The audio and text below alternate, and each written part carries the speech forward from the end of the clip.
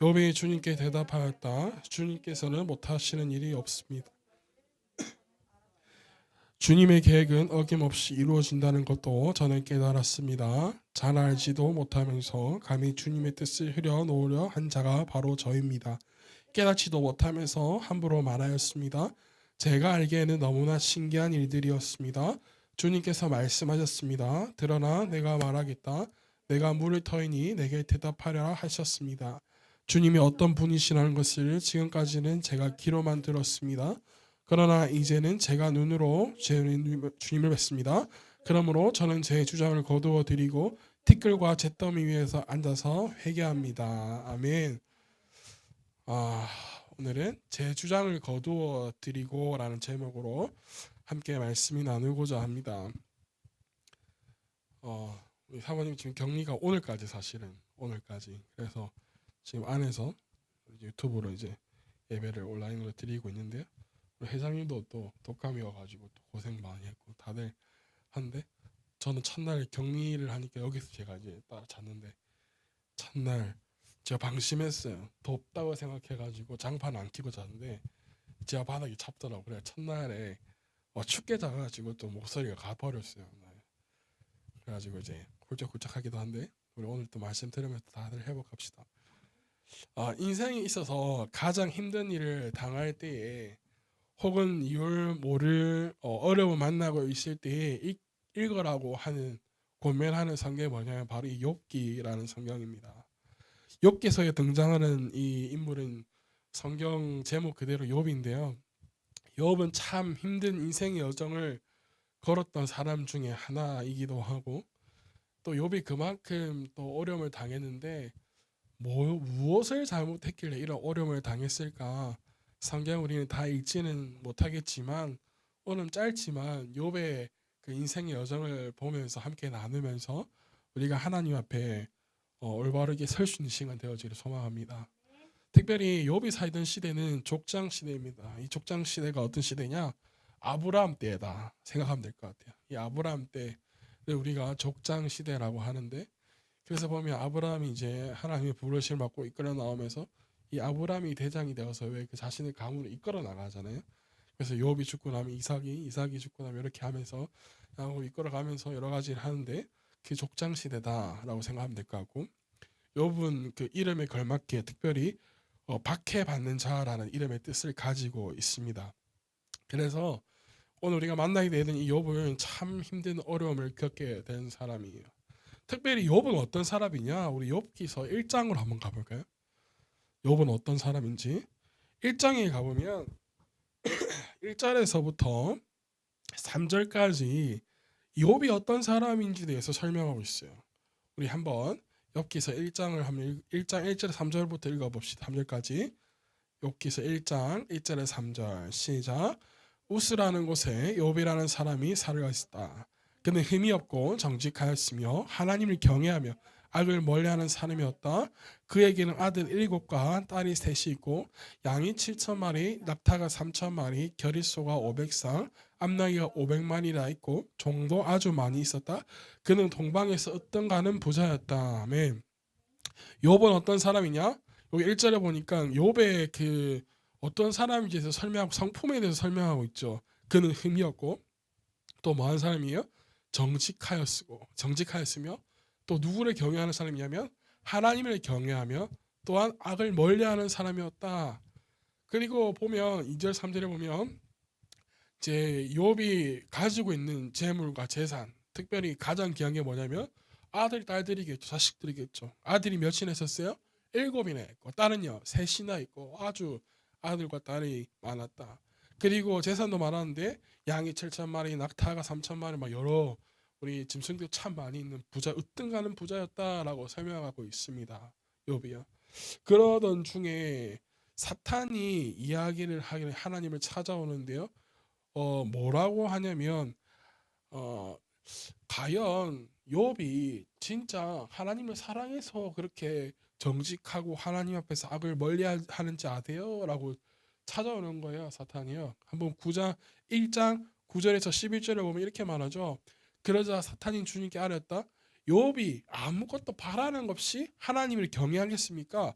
주님께서 그와 그의 집과 그가 가진 모든 것을 울타리로 감싸주시고 그가 하는 일이면 무엇에나 복을 주셔서 그의 소유를 온 땅에 넘치게 하지 않으셨습니까? 그래서 하나님께서 이 욥의 손을 들어주셔서 모든 것을 다 갖겠는데 그것을 만약에 없애면 욥이 하나님을 섬기지 않을 거예요. 사탄이 말하는 거예요. 하나님이 어떻게 말하냐면 모든 것 가진 것을 너에게 맡기겠으니까 다만 그의 몸에는 생명에는 되지 말라. 그래서 욥에게 어떤 일이 생겼냐면요. 종들이 다가와요. 여기 이제 1장부터 우리가 아까 읽어본 이하에 보면요. 종들이 다급히 달려와요.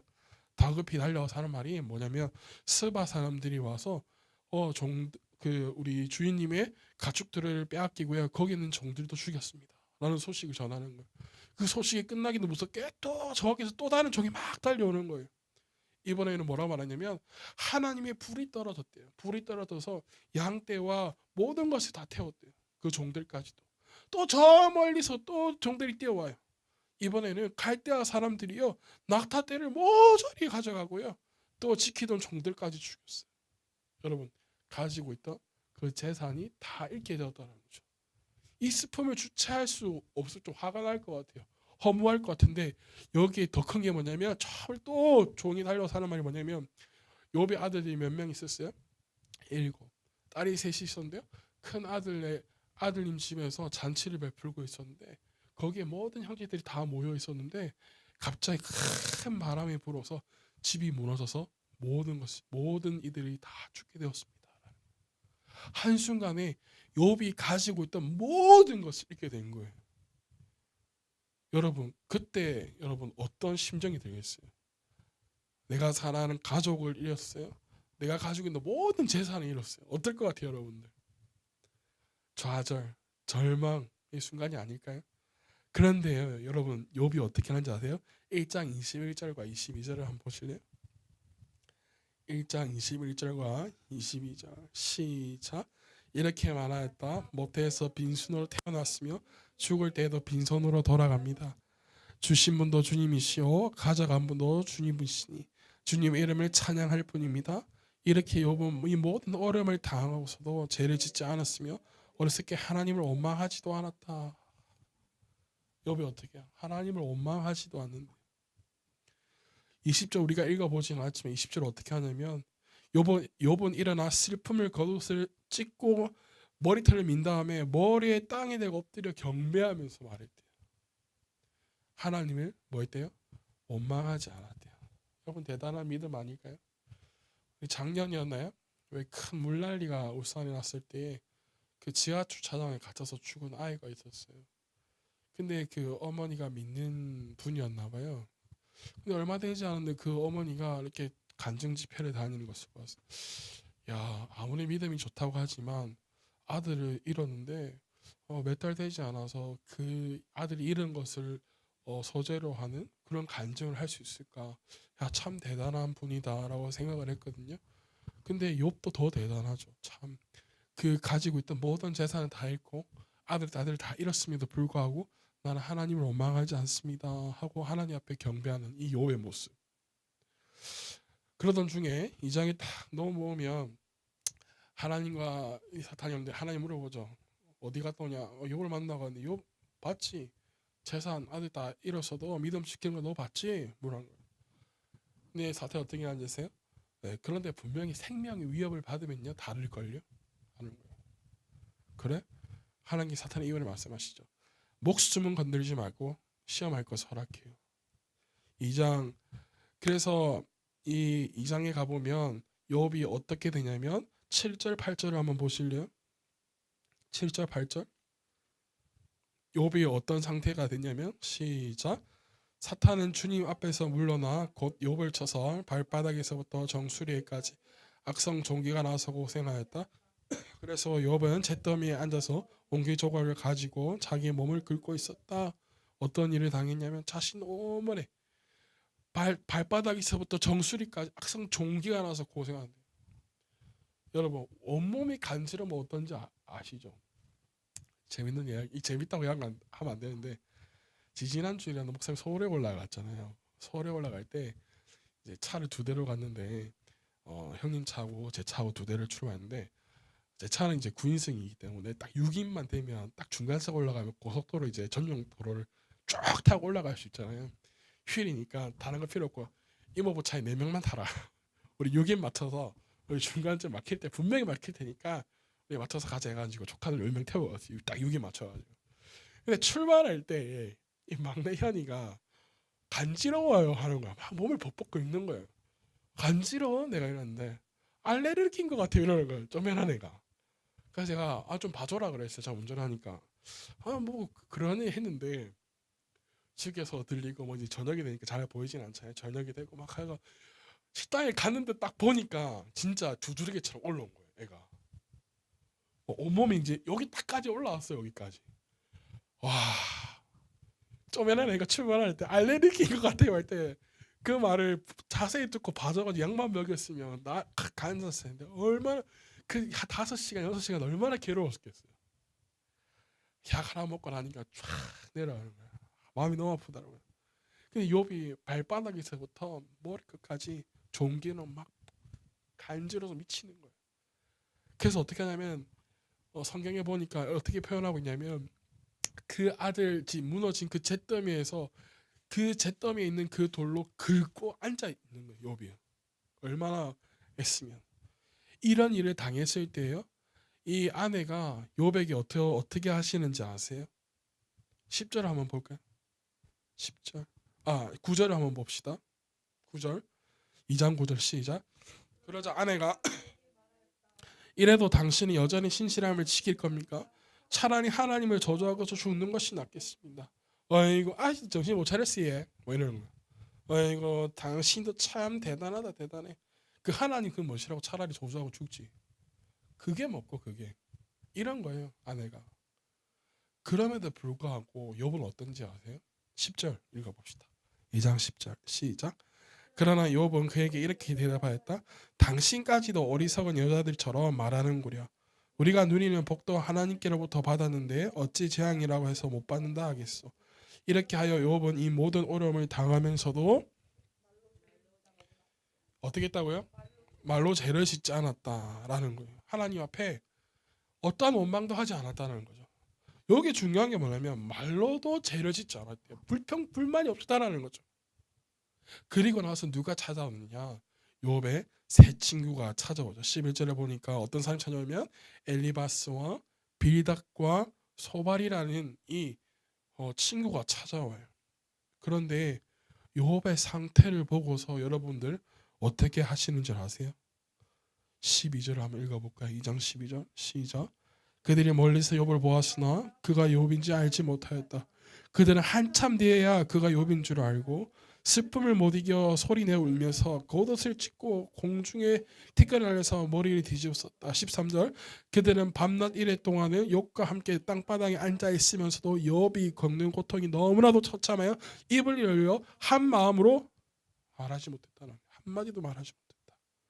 여러분, 새 친구들이 찾아왔어요. 친하다고 하는 새 친구들. 그런데 욥의 상태를 저기서 봤는데 욥인 줄 몰랐던 거죠. 설마 아무리 어려움을 당했어도 저 정도까지 되었을까 하는 거예요. 그런데 보니까 누구예요? 자기 친구 욥이에요. 그런데 이 친구들이 이 욥의 모든 것 다 잃은 그 욥의 그 현장 앞에서 어떻게 했어요?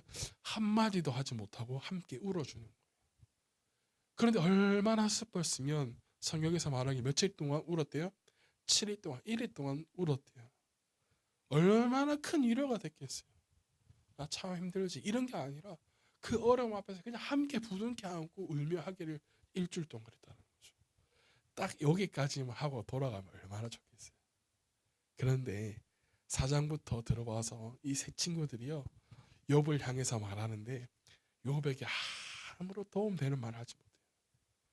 욥에게 있을 법한 문제에 대한 이야기를 하는 거예요. 어림잡아서 아마도 너에게 이렇게 온 것은 너에게 아마 죄가 있어서 그런 게 아니었을까 하고 이런 욥의 욥의 아픔을 막 건드리는 거예요. 차라리 그냥 딱 2장 거기 마지막처럼 위로만 해주고 돌아갔으면 됐을 텐데 도움이 전혀 되지 않는 뭐 이제 문제 해결을 해주고 잡시고 너에게 아마 제가 있어서 그럴 거야. 그러는 거예요. 그래서 이 욥과 이 욥의 친구와 욥의 대화가 이제 쭉 이어지는 게 이제 이 욥기 전체를 사실은 이끌어가는 거예요. 그 중에서 욥의 친구 가운데서 소발이 말하는 것을 한번 볼래요, 여러분? 11장으로 한번 넘어가 봅시다. 욥기서 11장 2절부터 한번 볼까요? 자, 막 이제 친구들이 너 쟤 때문일 거야 하니까 욥도 야 그런 소리 하지 마라 막 이렇게 이제 반박하고 할 때 이제 욥의 친구한테 소발이라는 사람이 이제부터 어떻게 하냐 하면 천천히 여러분 한번 읽어보실래요? 시작. 내가 하는 헛소리를 듣고서 어느 누가 잠잠할 수 있겠느냐? 말이면 다인 줄 아느냐? 내가 혼자서 큰 소리로 떠든다고 해서 우리가 대답하지 못할 것이라고 생각하느냐? 네가 우리를 비웃는데도 너는 내 생각이 옳다고 주장하고 주님 보시기에 네가 흠이 없다고 우기지만 이제 하나님이 입을 여서서 내게 말씀하시고 지혜의 비밀을 내게 드러내어 주시기를 바란다. 지혜란 우리가 이해하기에는 너무나도 어려운 것이다. 너는 하나님이 내리시는 벌을 이게 보다 가볍다는 것을 알아야 한다. 내가 하나님의 깊은 뜻을 다 알아낼 수 있느냐? 전능하신 분의 무한하심을 다 측량할 수 있느냐? 막 이렇게 막 욥에게 막 쏘아붙이는 거예요, 여러분. 욥의 심령이 어떻게 했어요? 안 그래도 말을 안 하고 있는데 진짜 이것들을 막 이러지 않겠어요? 굉장히 욥을 지적질을 해요. 욥이 어떻게 대답하느냐? 13장에서 보면 이렇게 이야기해요. 내가 이 모든 것을 내 눈으로 똑똑히 보고 내 귀로 들어서 다 알고 있다. 너희가 아는 만큼도 나도 알고 있으니까 내가 너희보다 못할 게 뭐가 있어. 그러니까 나는 너희들 더 이상 이야기하지 마라. 나는 전능하신 하나님께 말씀드리고 싶고 하나님께 내 마음을 다 털어놓고 싶으니까 더 이상 얘기하지 마라. 막 이런 식으로 욥이 이제 대답하고 막 하는 거예요. 이러한 논쟁이요 어디까지 이어져요? 27장까지 쭉 이어져 계속 주고받는 게 27장까지 이어져요. 그 가운데서요 23장에 보면 우리가 굉장히 잘 아는 유명한 이 구절이 한 구절이 있는데 욥기서 23장으로 한번 넘어가 볼까요? 23장 10절을 보면 우리가 잘 아는 구절이에요. 자, 욥기서 23장 10절 여러분도 한번 읽어 보실래요? 시작. 나를 시험해 보시면 내게 흠이 없다는 것을 아실 수 있으련만 이 구절만 보면 우리가 좀 어색한데 개역개정은 어떤 구절이냐? 그러나 내가 가는 길은 오직 그가 아시다니 그가 나를 단련하신 후에는 내가 순금같이 나아오리다라는 구절. 이 구절. 우리 구절은 너무나 익숙한데 왜냐면 찬양이도 있죠. 나의 길 오직 그가 아시나니 나를 단련하신 후에 뭐 이 찬양도가 있어요. 너무나도 한데 이 구절이 어떻게 여러분 들려지세요? 우리가 읽는 세 번역 말고 내가 가는 길 그가 아시나니 그가 나를 단련하신 후에 순금같이 내가 나오리다 이란 이 구절이 어떻게 와닿으시나요? 마치 이 구절만 보면 이 어려움만 잘 우리가 믿음을 극복해내면 무엇인가 내가 더 크게 성장했을 것 같다. 하나님께서 더 큰 것을 내게 주시겠지라는 그러한 기분, 그러한 느낌으로 와닿을 거예요. 그래서 우리가 찬양도 그렇게 해요. 그런데 우리가 읽고 있는 이 세 번역을 읽으면 완전히 느낌이 좀 다르죠. 우리 10절을 다시 보면 하나님은 내가 발 한 번 옮기는 것을 다 알고 계시더니 나를 시험해 보시며 내게 흠이 없다는 것을 아실 수 있으련만. 자, 이 말이 뭐냐면 이 말이에요. 하나님의 모든 것을 아시기 때문에 저를 시험해 보세요. 시험해 보시면 나에게는 조그만 흠도 없다는 것을 아실 거예요. 다시 말해서 욥은 자신의 정당함, 자신의 의로움, 온전함에 대해서 강조하고 있는 모습을 하나님께 대변하고 있는 모습을 볼 수 있어요. 그리고 욥이 자신 인생에 있어서 하나님께서 하셨던 일들에 대해서 고백하죠. 어떻게 고백하냐면 29장으로 한번 넘어가 보실래요?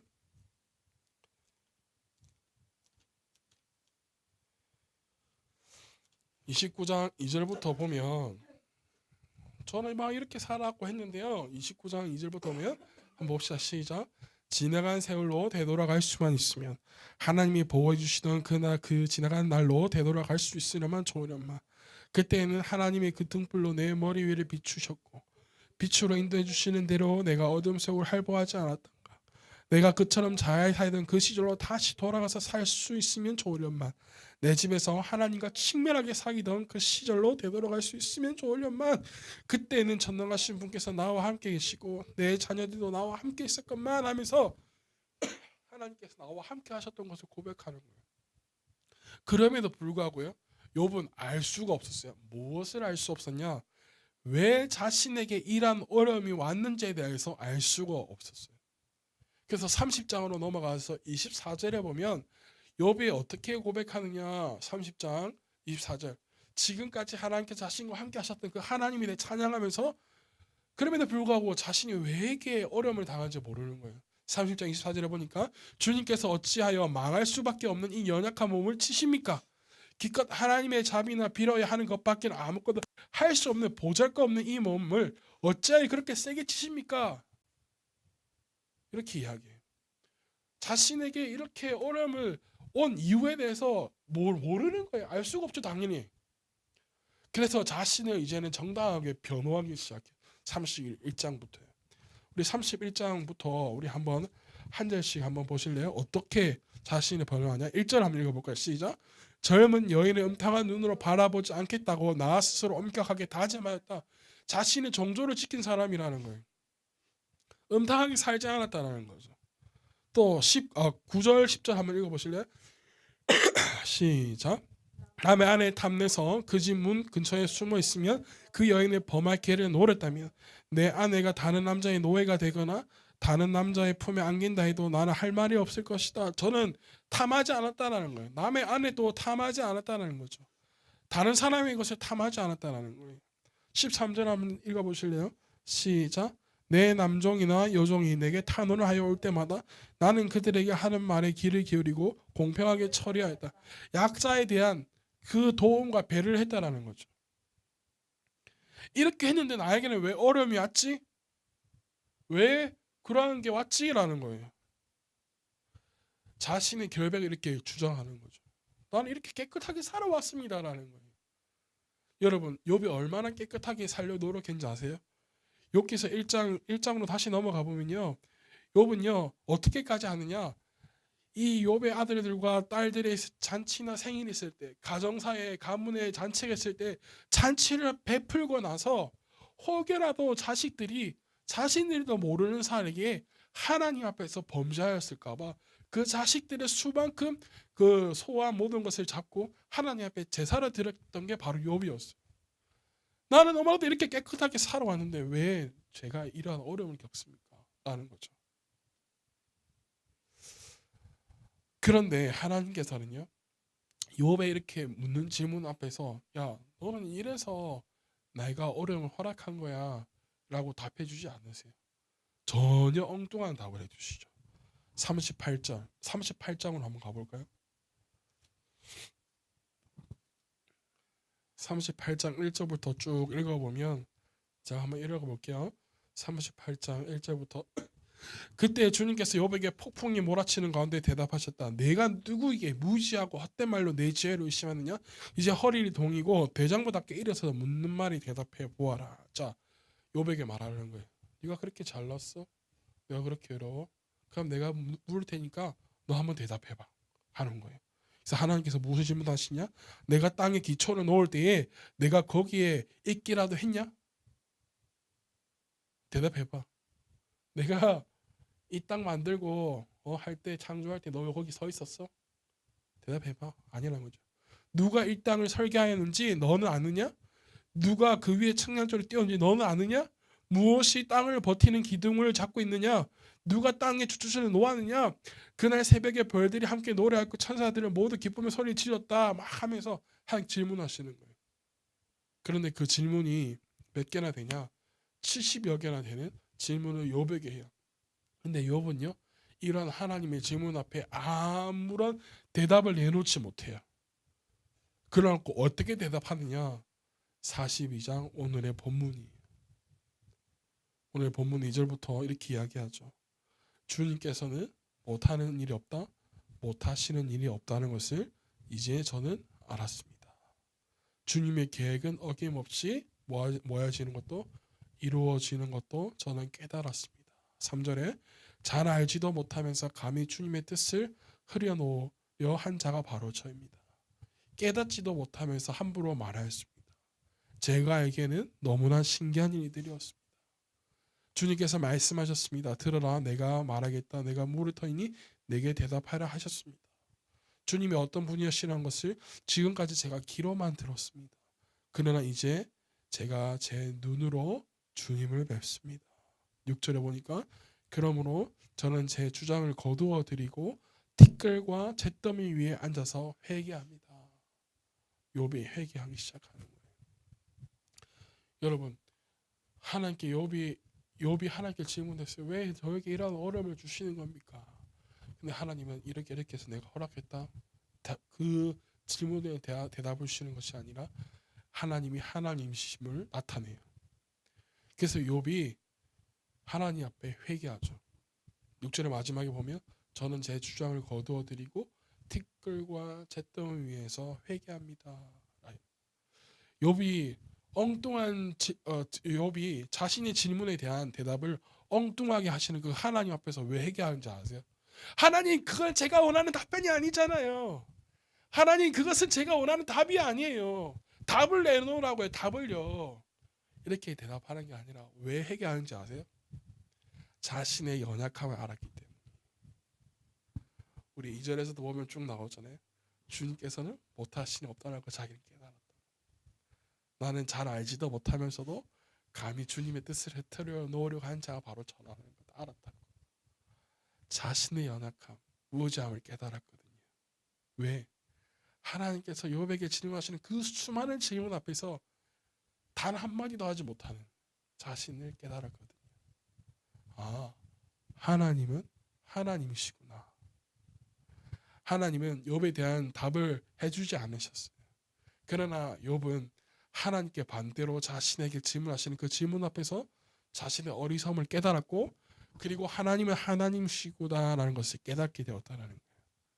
그러면서 욥이 한 가지 더 깨달은 건 무엇이냐면, 하나님은 나와 모든 순간순간에 함께하고 계셨구나 라는 것을 깨닫게 된 거예요. 천지를 창조하시는 그 하나님께서 나를 지켜보시고 계셨다라는 것을 알게 된 것이죠. 그리고 그 회개하는 그 욥을 하나님께서 어떻게 하시냐? 다시금 회복시켜 주시는데 140년을 더 살게 하시고, 또 140년을 살면서 다시 자식들을 놓게 하시는데 4대와 함께 살게 하시면서 재산은 이전에 갑줄로 하나님께서 그에게 부어주시는 축복을 누리면서 살게 돼요. 오늘 우리가 아주 짧은 시간 이 욥기서를 아주 1장부터 좀 딱 짧게 타이트하게 봤는데요. 욥의 삶을 살펴보면서 우리가 깨달아야 할 것은 무엇이냐면, 하나님은 나와 모든 순간에 함께하고 계시다는 것이. 하나님께서 욥을 향해서 질문은요. 하나님께서 욥을 향한 질문은요. 무엇이냐면 나는 하나님이다라는 거예요. 나는 너를 만든 하나님이라는 거예요. 그래서 욥은 하나님 앞에서 모든 순간순간 나와 함께 하셨구나 라는 걸 깨달았고, 나는 지금 왜 나에게만 당하니 힘든 문제에 대해서만 질문했지만 하나님은 모든 순간순간마다 나를 위해 일하고 계셨구나 라는 것을 철저하게 깨닫게 된 거죠.